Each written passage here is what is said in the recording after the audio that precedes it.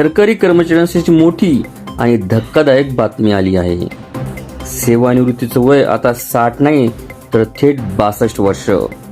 केंद्र सरकार एक मोठा निर्णय घेण्याच्या तयारीमध्ये. नमस्कार मित्रांनो, सरकारी नोकरी करणाऱ्या लाखो कर्मचाऱ्यांसाठी आजची बातमी अत्यंत महत्त्वाची आहे.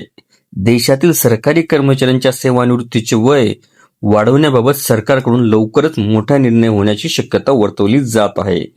सध्या केंद्रीय सरकारी कर्मचाऱ्यांच्या सेवानिवृत्तीचं वय 60 वर्ष निश्चित आहे. तसंच अनेक राज्यांमध्ये हेच वय लागू आहे. मात्र महाराष्ट्रात अजूनही सेवानिवृत्तीचं वय 58 वर्ष आहे. गेल्या अनेक वर्षापासून हे वय 60 करण्याची मागणी सातत्याने होत आहे. भूतपूर्व मुख्यमंत्री यांनी देखील याबाबत सकारात्मक निर्णय घेण्याचे आश्वासन दिले होते, पण अद्याप कोणताही ठोस निर्णय झालेला नाही. त्यामुळे राज्य कर्मचाऱ्यांमध्ये थोडी नाराजी पाहायला मिळत आहे.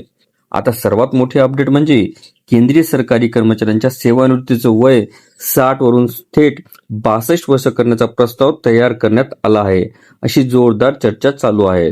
सूत्रांच्या माहितीनुसार हा प्रस्ताव केंद्रीय मंत्रिमंडळाच्या बैठकीमध्ये लवकरच मांडला जाणार असून त्याला मंजुरी मिळण्याची वाट पाहतल्या जात आहे.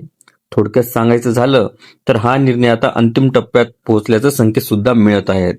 सेवानिवृत्तीचं वय वाढवण्याचे सर्वात मोठं कारण म्हणजे वैद्यकीय सुविधा मोठ्या प्रमाणात सुधारल्या आहेत. नागरिकांचे सरासरी आयुर्मान वाढले आहे. अनुभवी कर्मचाऱ्यांचा फायदा प्रशासनाला अधिकच मिळू शकतो.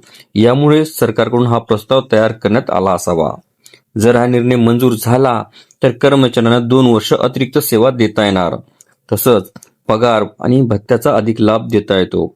सेवानिवृत्तीनंतर पेन्शनमध्ये सुद्धा वाढ होणार आणि आर्थिक सुरक्षितता अधिक मजबूत होईल.